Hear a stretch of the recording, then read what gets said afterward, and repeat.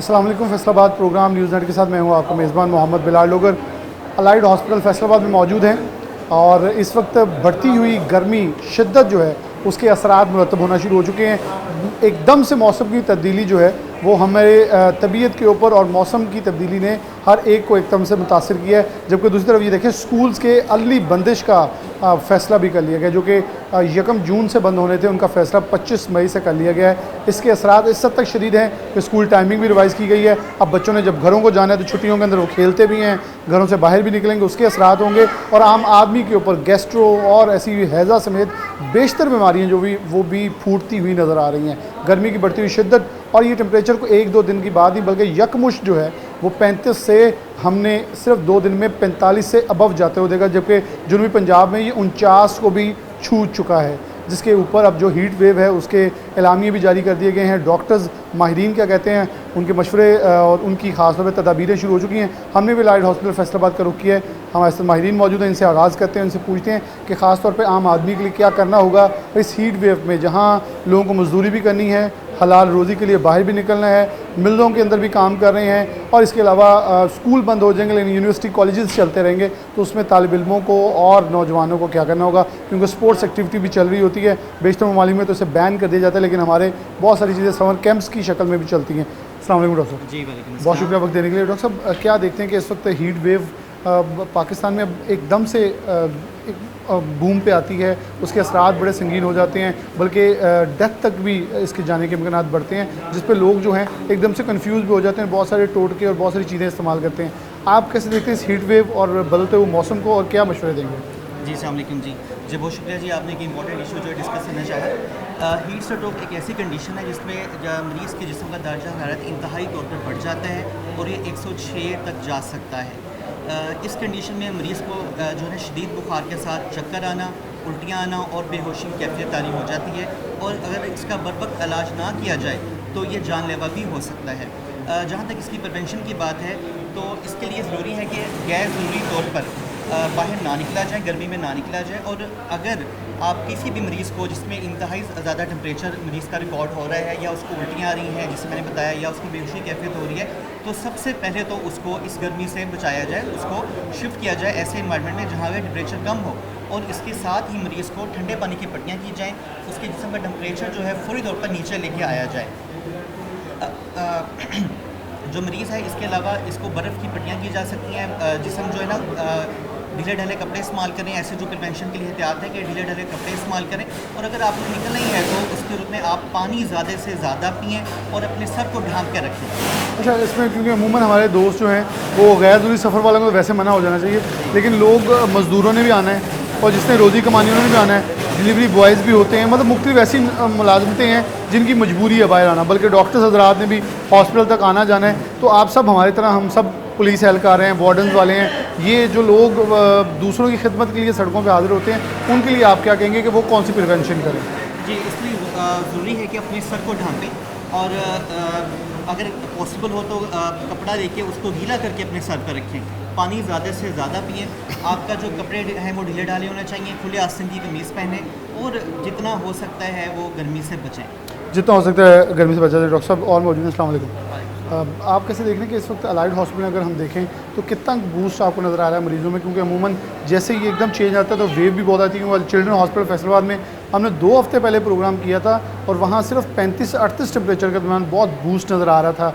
200 मरीज़ बच्चा जो है वो एक दिन में गैस्ट्रो का आ रहा था। क्या अलाइड हॉस्पिटल में बड़े मरीज़ों के अंदर भी चीज़ें देखी जा रही हैं? जी बिल्कुल, जैसे आपको पता है कि ग्लोबल वार्मिंग इंडेक्स में जो है पाकिस्तान टॉप 10 में कंट्रीज़ में आता है, तो इसलिए जो पाकिस्तान में हीट वेव है वो बनिस्बत दूसरे मुल्कों के वो ज़्यादा है। ठीक है, तो फैसलाबाद क्योंकि मैदानी इलाका है इसलिए यहाँ पे अलाइड हॉस्पिटल जो है एक सेंट्रल किरदार अदा कर रहा है इसमें to control the heat wave. ठीक है, तो इसलिए मरीज़ जो है बच्चे और बूढ़े जो भी एडल्ट्स भी हैं वो भी आ रहे हैं। ठीक है, लेकिन इसके लिए एक प्रॉपर जो है वो चैनल के थ्रू जो हीट स्ट्रोक को जो प्रिवेंट किया जा रहा है, इसका लिए ज़रूरी ये है कि हाइड्रेशन जो है उसको बेहतर करें। ठीक है, सर को ढाँपें और जितना कम से कम हो बाहर कम निकलें। अच्छा, हाइड्रेशन बेहतर करने के लिए लोग अमूमन नहरों का रुख भी कर लेते हैं और नलके चलते या टैप वाटर पी लेते हैं। क्या वो मुफीद होते हैं या अपने आप को थोड़ा सा इस हवाले से शऊर भी देना होगा कि हमें बेहतर जगह से पानी पीना है और ये जो खुले आसमान तले नहरों में नहाना है, ये मुफीद है या इससे भी थोड़ा प्रिवेंट होना देखिए, होगा? जो नहरों में नहाते हैं, एक तो ये है कि उनमें दूसरे इन्फेक्शन भी अभी बाइसेस जो है वो बढ़ रहा है उसमें, ठीक है, और इससे बचना चाहिए। और हाइड्रेशन के लिए ये है कि जूसेस का इस्तेमाल करें, ठीक है, ठंडा पानी इस्तेमाल करें, ठीक है, और जितना ज़्यादा हो सके बाहर कम निकलें। बाहर काम निकले। और डॉक्टर उमर साहब मौजूद हैं। डॉक्टर साहब बहुत शुक्रिया वक्त देने के लिए। आप कैसे देखते हैं कि आप सोशल इन्फ्लुएंसर भी हैं, तो ये आजकल सोशल इन्फ्लुएंसिंग में ये भी चल रहा है, अब किसी का खाने को कुछ दिल करता है तो वहाँ टीकों की बात आ जाती है कि इसमें इंजेक्शन लगा हुआ है, तो क्या कहेंगे लोग मतलब अपने आप को हाइड्रेट रखने के लिए गर्मी के मौसम के अंदर गर्मी से बचें, अपने आप को मौसमियाती फलों से इंजॉय करने के लिए क्या करें फिर? बहुत शुक्रिया बिलाल भाई। पहली बात तो आपने टीकों वाली कर दी जो कि हॉट टॉपिक चल रहा है। एग्जैक्टली। वो वाटरमेलन जो है उसमें 90% जो है वो पानी है। अब गरीब आवाम के लिए जो है वो वाटरमेलन जो है उसकी इजी एक्सेस है, वो ख़रीद रहा था, जो बेच रहे थे उन्हें भी फ़ायदा हो रहा था, जो ले रहे थे उन्हें भी फ़ायदा हो रहा था। पहली बात तो ये है कि इंजेक्शन आप अगर उसमें प्रिक करेंगे निडल, तो फल जो है कोई भी वो 2 से 3 घंटे में ख़राब होना शुरू हो जाएगा। तो टीकों वाली बात जो है वो कितनी रिसर्च बेस नहीं है। इसमें जो है वो वाटरमेलन का इस्तेमाल जो है हाइड्रेशन के लिए बहुत अच्छा जो है वो एक सोर्स है पानी को पूरा करने के लिए, ख़ास तौर पे ये जो हीट वेव चल रही है। और इसमें जो वाटरमेलन हो गया और इसके अलावा जूसेस हो गए, पानी हो गया, ये सारी चीज़ें जो हैं वो एक इम्पोर्टेंट रोल जो है वो प्ले कर रही हैं हीट वेव से बचने के लिए, हाइड्रेशन को पूरा करने में। अच्छा, आगे थोड़ा सा चलें तो आप बच्चे हैं, अब बच्चों को छुट्टियां होनी हैं, तो उन्होंने डेफिनेटली उन्होंने वो तो घर टिकने वाले नहीं हैं और माँ बाप भी चाहते हैं थोड़ा खेल कूद लें, तो जब उन्होंने घरों से बाहर निकलना है, मोहल्ले गलियों में खेलना है, तो डिहाइड्रेट भी होंगे, तो उनके लिए फिर क्या हाइड्रेशन के लिए अपनाया जाए? पहली तो बात यह है कि थोड़ा सा पेरेंट्स के लिए जो बात है वो कि जब भी बच्चे जो है वो बाहर निकलें, कोशिश करें कि खुद भी या पेरेंट्स भी जब सूरज जो है वो ग्रूब हो जाए आफ्टर मगरिब, तो कोशिश करें कि उस वक्त निकलें जब जो है वो बाहर जो टेम्परेचर है वो कम हो जाए, रात के वक्त या मगरिब के बाद, और या अर्ली मॉर्निंग में सुबह जो फजर वाला टाइम होता है। अगर किसी ने बच्चों ने पार्क वगैरह में जाना है तो कोशिश करें उस वक्त जाएँ जब सूरज जो है वो ना निकला जी, तब निकले। और बल्कि डॉक्टर साहब की बात सही है कि इरफान साहब मौजूद हैं हमारे साथ। डॉक्टर साहब बहुत शुक्रिया वक्त देने के लिए। हमेशा बहुत सारे अहम मौजूओं पे आपके साथ गुफ्तगू होती रहती है।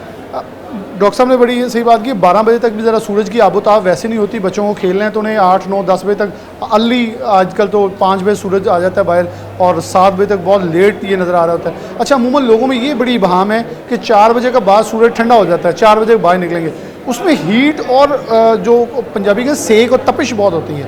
आप क्या कहते हैं कि हीट वेव कितनी एक आम आदमी के लिए ख़तरनाक है, बच्चों के लिए, बड़ों के लिए, ख़वातीन के लिए और प्रेग्नेंट वुमेंस के लिए? जी, पहला जहाँ तक आपका क्वेश्चन है, बेसिकली मैक्सिमम टेम्परेचर वो 3 बजे होता है। 3 बजे मैक्सिमम टेम्परेचर होता है और उसके बाद आहिस्ता आहिस्ता कम होना शुरू हो जाता है और 5 बजे तक टेम्परेचर 1 डिग्री कम होता है। इस वजह से आपकी जो बात पहली है कि मॉर्निंग में खेलना चाहिए, ये बिल्कुल ठीक है। इवनिंग में बच्चों को बिल्कुल नहीं खेलने देना चाहिए। अब जहाँ तक हीट वेव का ताल्लुक है, तो ये बात जहन में रखें कि हीट जाते ही हीट स्ट्रोक नहीं करती, इसकी पहले अलामतें आती हैं और एक आम शख्स को ये अलामतें पता होना चाहिए कि मेरे जिस्म में अब नमकियात की कमी है और मुझे हीट का अफेक्ट हो रहा है। कौन सी ऐसी अलामतें हैं ताकि मैं उसी वक्त प्रिकॉशन करूँ और सायादार जगह पे जाऊँ और ठंडा पानी का इस्तेमाल करूँ।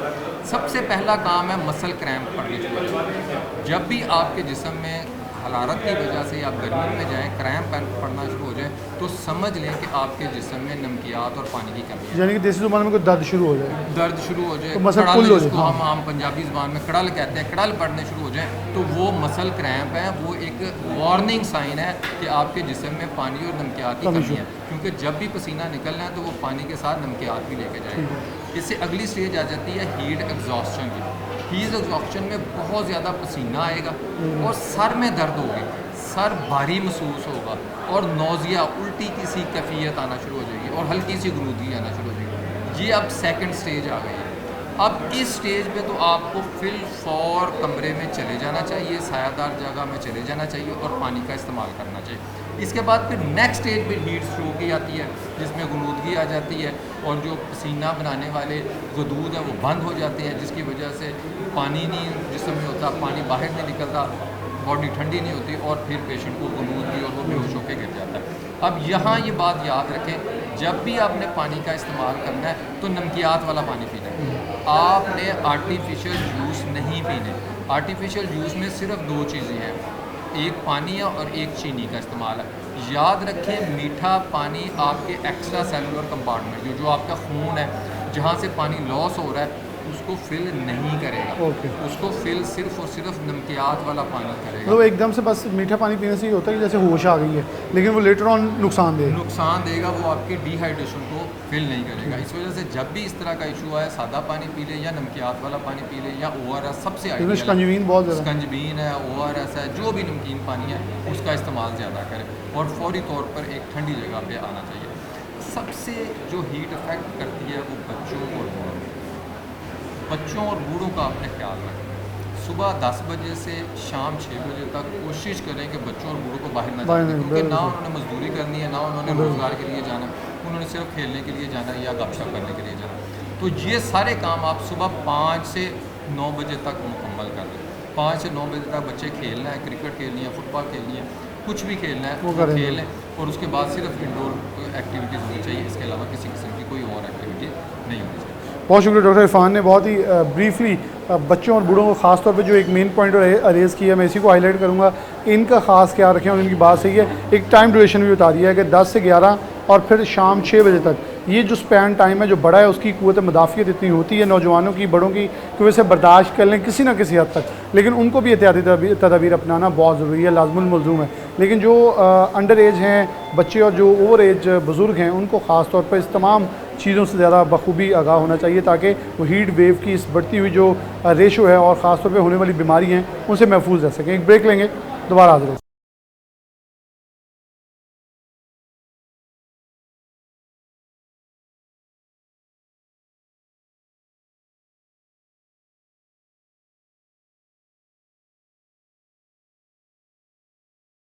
वेलकम बैक नाज़रीन, दोबारा से प्रोग्राम के अंदर खुशामदीद कहते हैं। हॉस्पिटल चेंज किया है, वार्ड डिफरेंट में है, ताकि फिर से इसी के ऊपर खास तौर पर पीछे आप देख सकते हैं ख़वातीन की तादाद काफ़ी ज़्यादा है, और ख़वातीन के हवाले से बात करते हैं। डॉक्टर साहिबान हमारे साथ मौजूद हैं, इनसे कुछ गुफ्तगू करते हैं। अस्सलाम वालेकुम जी। डॉक्टर साहब, हीट स्ट्रोक मतलब पाकिस्तान में अब ये पहले तो इसे बीमारी नहीं समझा जाता था, लेकिन अब बदलती हुई चीज़ जो है, आए रोज़ कोई नया प्रोसीजर आ रहा है, और मौसम की तब्दीली जो है बड़े इम्पैक्ट क्रिएट कर रही है। थोड़ा सा आगे हो जाए ताकि वो गुजर सके। इम्पैक्ट क्रिएट कर रही है, जिसकी वजह से बहुत सारी असरात जो हैं लोगों के ऊपर आ रहे हैं।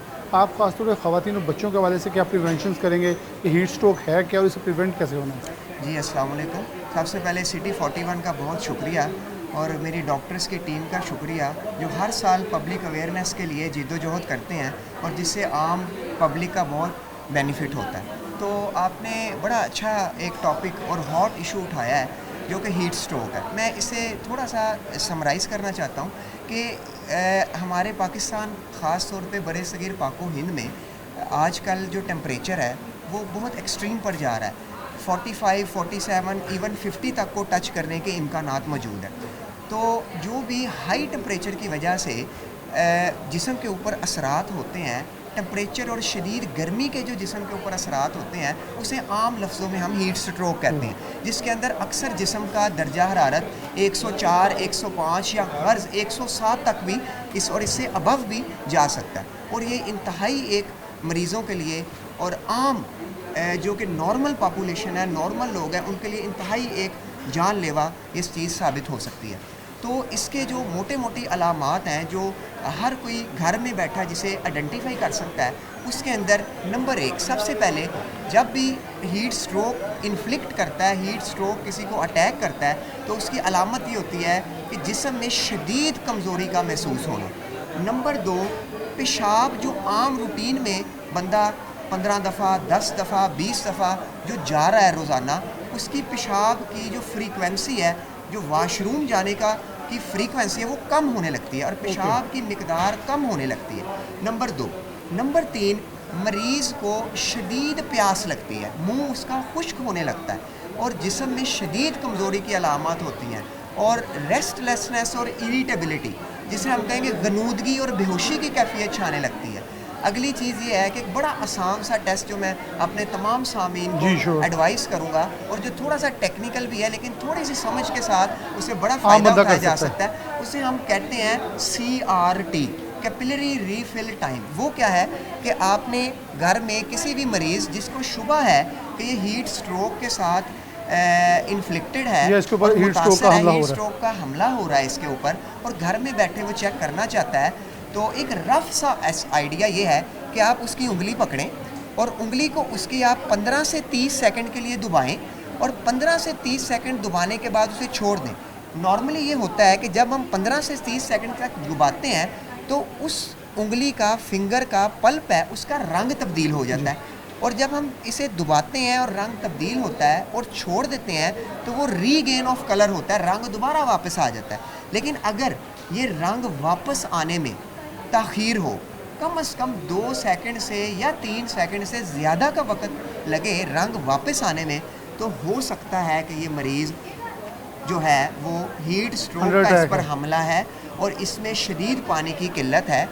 ये और भी मुख्तलिफ बीमारियों में बढ़ सकता है, लेकिन एक वजह इसकी हीट स्ट्रोक भी हो सकती है। अगली चीज़, आपकी जो पल्स है, जो हर एक मरीज़ यहाँ हाथ रख के अंदाज़ा लगा सकता है, जो नॉर्मल 60 से 100 होती है, ये 100 से ज़्यादा चली जाती है। मरीज़ का ब्लड प्रेशर जो आम हर घर की सहूलत है, हर घर में बीपी ऑपरेटर्स मौजूद है, वो मरीज़ जो है बीपी चेक करके अगर उसका 100 से कम हो रहा है तो ये भी एक सीवियर डिहाइड्रेशन, पानी की कमी या हीट स्ट्रोक की जो एक अलामत है वो हो सकती है।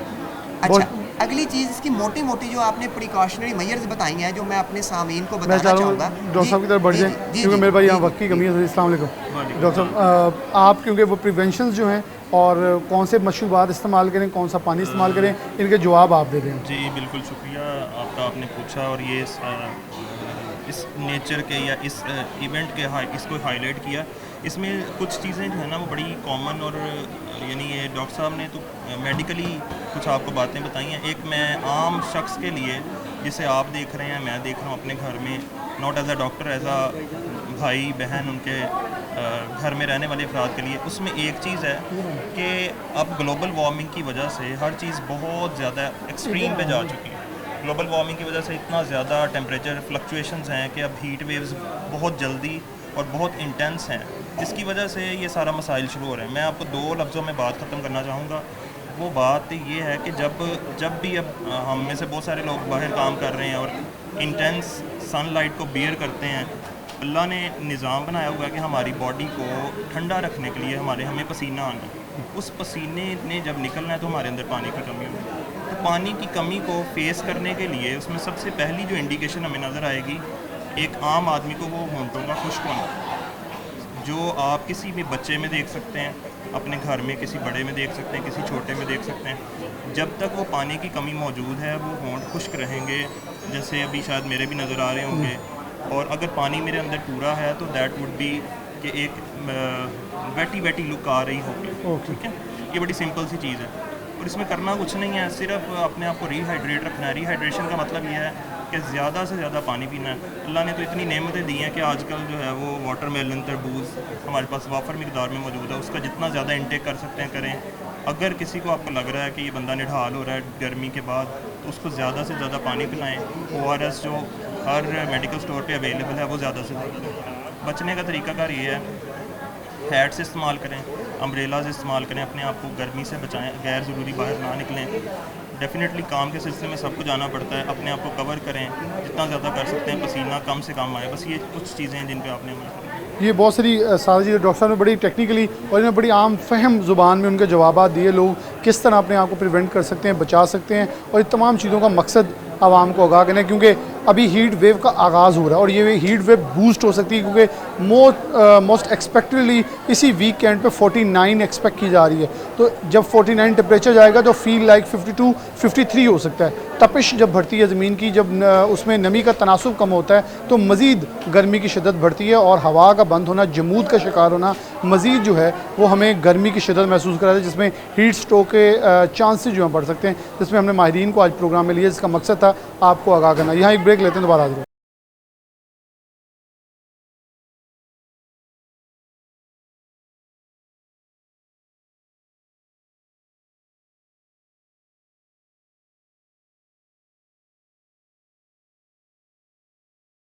बिल्कुल जी बिलाल, जैसा कि पूरे पाकिस्तान में गर्मी की शदीद लहर जो है वह जारी है। दर्जा हरारत जो है वह दिन ब दिन उसमें इजाफा होता जा रहा है और साथ साथ गर्मी की शिद्दत भी जो है वो काफ़ी ज़्यादा बढ़ती जा रही है।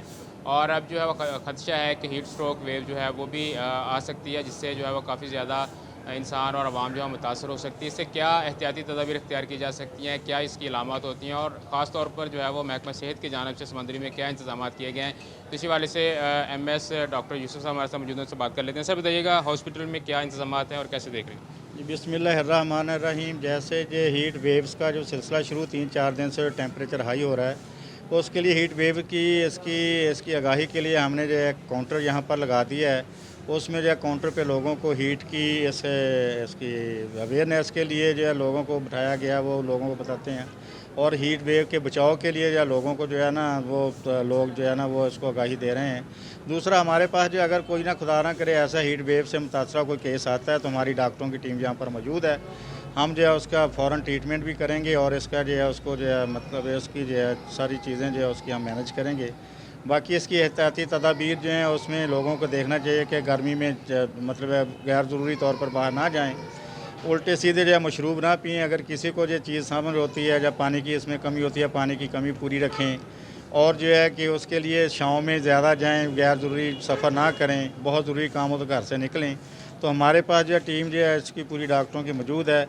अगर खुदा ना करे कोई हीट वेव का पेशेंट आता तो हम उसको अच्छे तरीके से इंशाल्लाह डील करेंगे। बिलाल, बिल्कुल, अगर तांदलेवाला में हीट स्ट्रोक की बात की जाए तो तहसील भर में हीट स्ट्रोक से जो मुतासरीन जो हैं उनकी तादाद में बतदरीज इजाफा होता जा रहा है। तहसील हेडक्वार्टर अस्पताल की बात की जाए, रूरल हेल्थ सेंटर्स की बात की जाए, बेसिक हेल्थ यूनिट्स की बात की जाए, तो जो मुतासरीन हैं, जो मरीज़ हैं, उनकी तादाद में जो है वो नुमाया इजाफा देखने में आया है। हीट स्ट्रोक है क्या, इस हवाले से मेरे साथ तहसील हेडक्वार्टर अस्पताल के डॉक्टर मिगज़म अली मौजूद हैं, उनसे बात करते हैं। बताइएगा, हीट स्ट्रोक क्या है, कैसे उससे बचा जा सकता है, और हॉस्पिटल्स में जो है उनके लिए क्या-क्या जो इलाज मुआलजे के लिए सहूलियात दी गई? जी, अस्सलाम वालेकुम वरहमतुल्लाहि वबरकातुहू। शुक्रिया सिटी 41। सबसे पहले तो सर मैं ये आपको बताऊंगा कि हीट स्ट्रोक क्या है।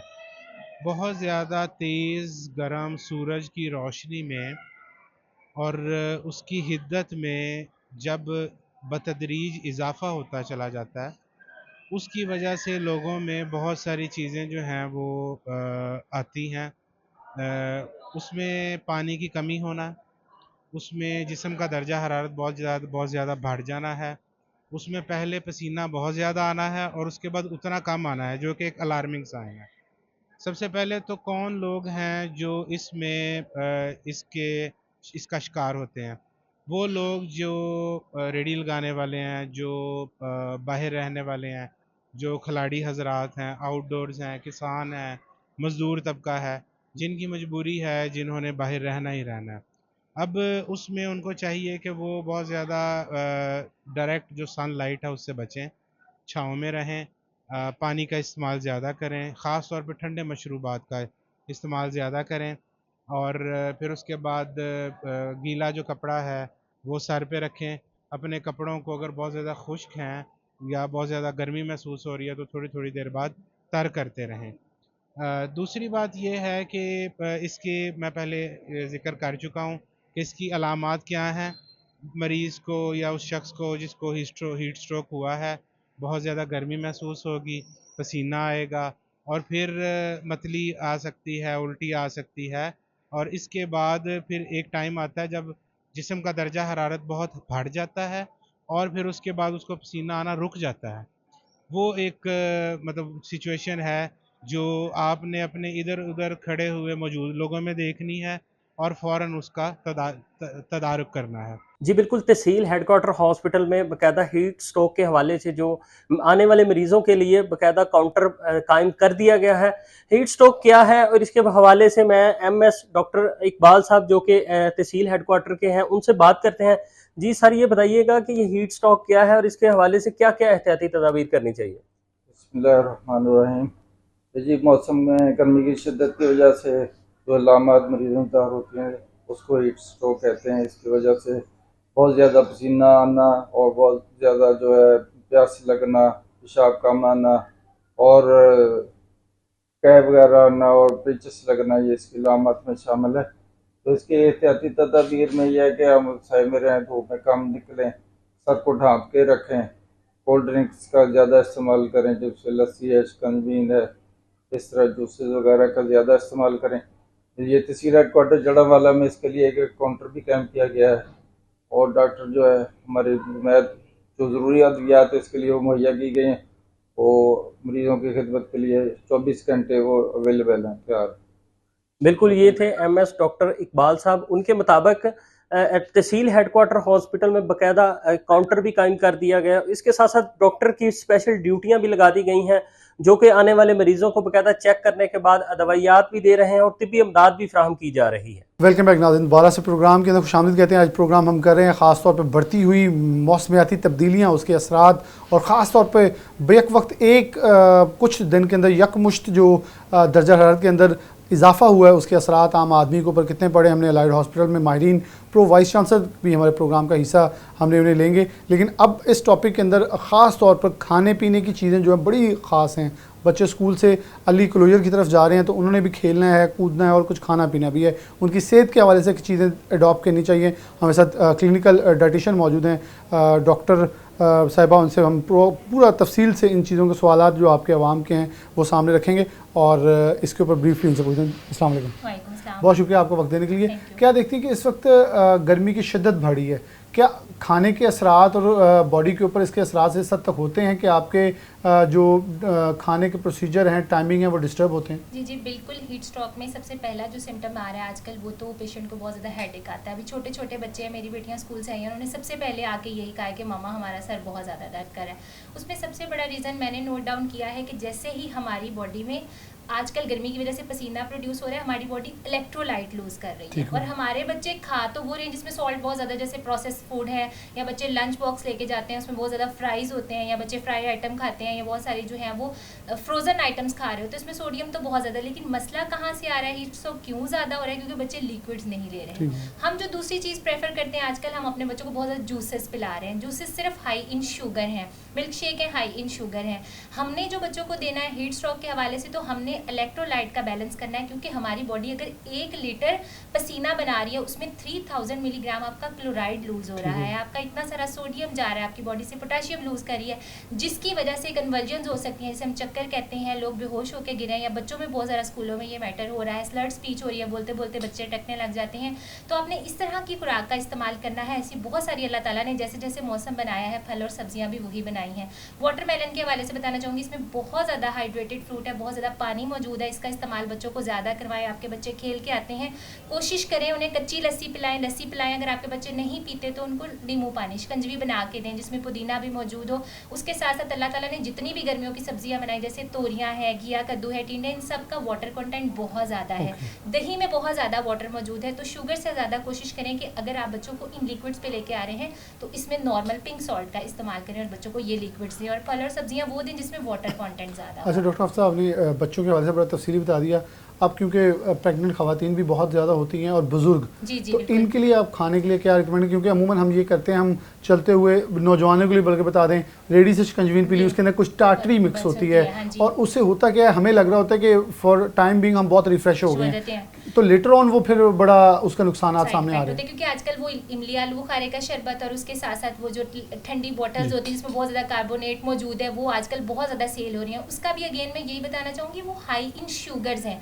आपको जो करंट फील हो रहा होता है वो शुगर रश है, आप बहुत सारी चीनी पी रहे हैं, आपको ग्लूकोज मिल रहा है, बड़ा फ्रेश फील कर रहे हैं, लेकिन उसमें भी आपकी बॉडी अपने इलेक्ट्रोलाइट पूरे नहीं कर रहे हैं। अगर आप डिहाइड्रेटेड है, वो सिर्फ पानी गया, आपकी बॉडी में शुगर गया है। और वो जो नमक इस्तेमाल करते हैं वो काला नमक इस्तेमाल करते हैं, या उसमें बहुत ज़्यादा वो जो इमली आलू बुखारे का शरबत, उसमें चीनी बहुत ज़्यादा और किस्म के मसाले हैं जो कि मज़ीद आपका मुंह भी सुखाते हैं, आपके जिस्म में पानी की मज़ीद कमी करते हैं, और आजकल बहुत ज़्यादा पेट ख़राब हो रहा है चीज़ों की वजह से। तो प्रेग्नेंट लेडीज़ ने अपनी प्रोटीन का तो ख्याल रखना है, जैसे अंडा लाजमी इस्तेमाल करना है, वो उनकी dietary content according to their pregnancy है। लेकिन जब हम लिक्विड्स की बात करते हैं, प्रेग्नेंट लेडीज़ कोशिश करें कि डेली ORS पीना शुरू कर दें ताकि उनको पानी की कमी ना हो। वो ख़वातीन जो अपने सेकंड या थर्ड ट्राइमेस्टर में हैं, उनको पानी की बहुत ज़्यादा ज़रूरत है, तो वो डेली बेसिस पे नारियल पानी का इस्तेमाल करें। कॉस्ट इफेक्टिव अगर महंगा पड़ता है तो कोशिश करें कि डेली ORS बना के पिएँ, या फिर वो भी कच्ची लस्सी का इस्तेमाल कर सकते हैं। इस तरह आपने अपने बुजुर्गों की रूटीन बनानी है कि डेली बेसिस पे उनको 2 से 3 ग्लास जो है वो लस्सी इस्तेमाल करानी है।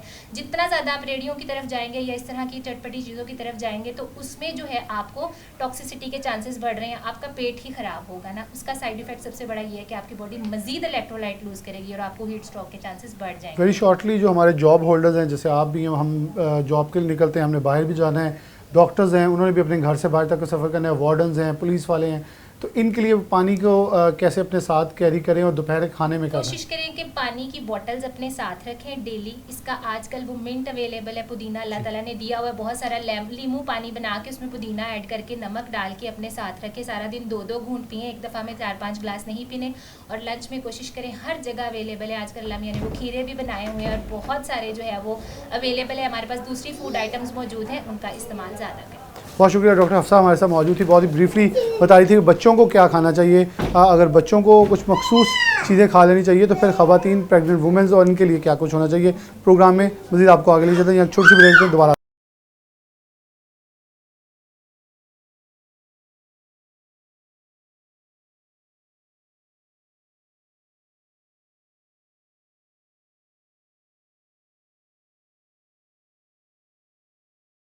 वेलकम बैक नाज़रीन, दोबारा से प्रोग्राम के अंदर खुशामदीद कहते हैं। पूरे प्रोग्राम के अंदर हमने माहिरीन आपके सामने रखे जिन्होंने मुख्तलिफ मशवरे दिए और ख़ास तौर पर बढ़ती हुई गर्मी और क्योंकि मौसम का एटमॉस्फेयर जो है एकदम से चेंज हुआ है, जिस पर इम्पैक्ट बहुत शदीद है, जो कि स्कूल्स की छुट्टियों और क्लोजर की तरफ भी एक तेज़ी से बढ़ा है।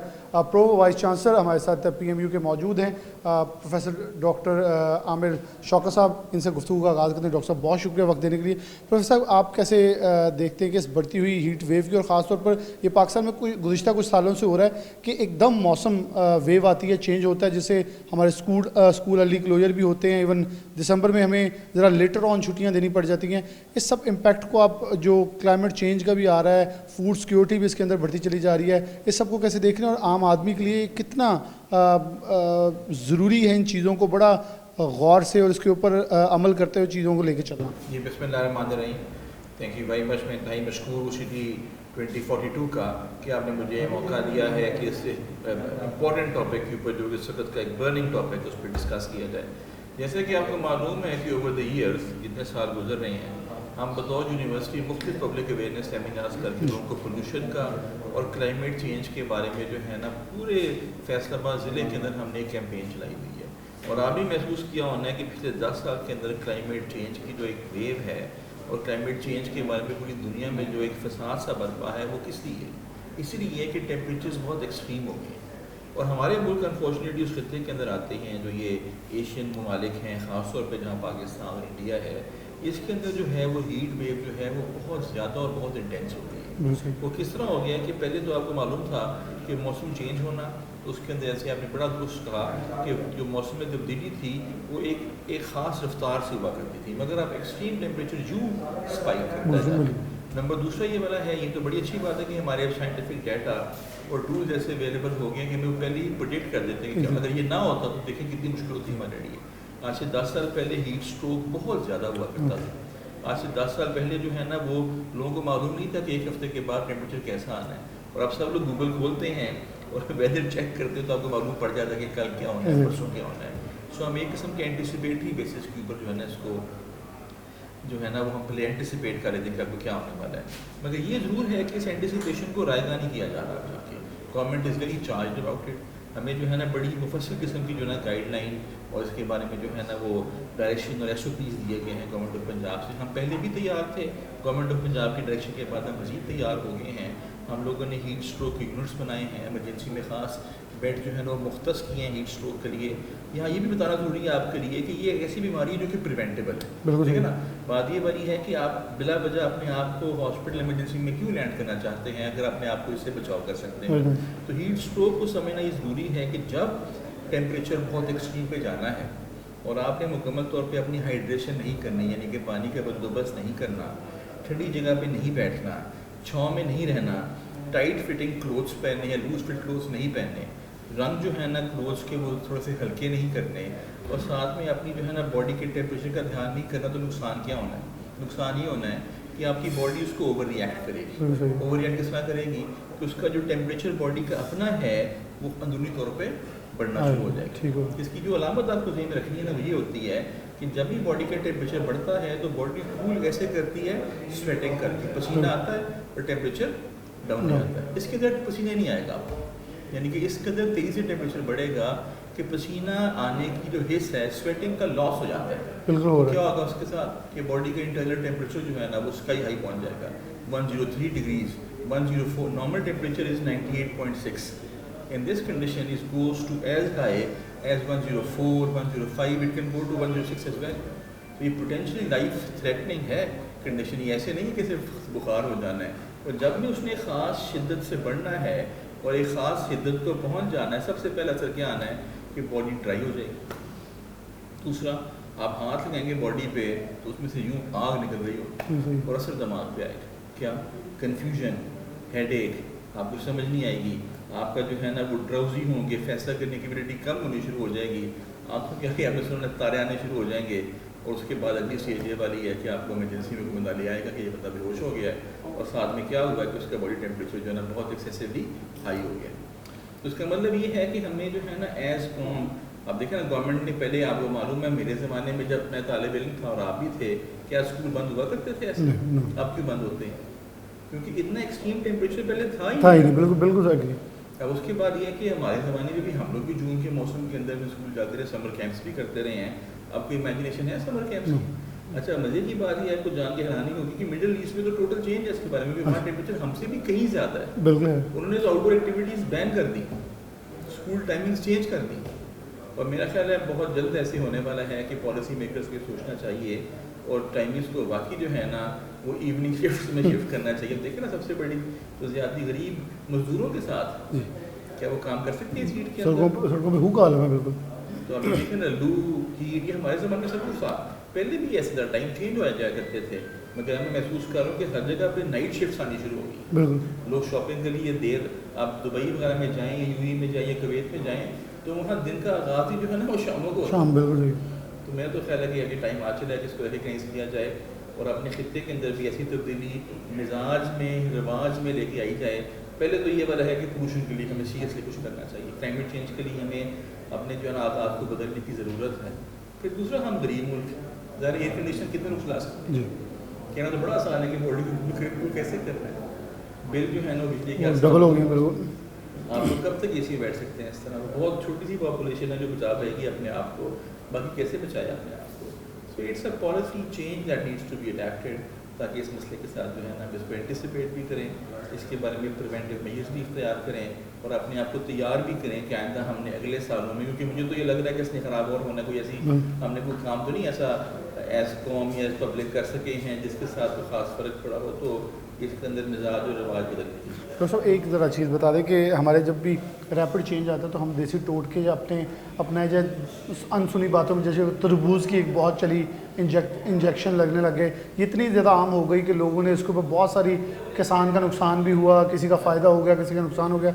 लेकिन अब मार्केट के अंदर एकदम से ठेलों की एक अरूज आ जाएगा, लोग अपनी आपको थोड़ा सा गर्मी से बचाने के लिए बहुत सारे नित नए तरीके अपनाएंगे। तो उनके लिए आप खास क्या, क्योंकि आपकी अवेयरनेस और ख़ासतौर पर सेमिनार बड़े ख़ास होते हैं। ये देखिए ना, बात तो ये वाली है कि कवानीन तो हर चीज़ के बने हुए हैं।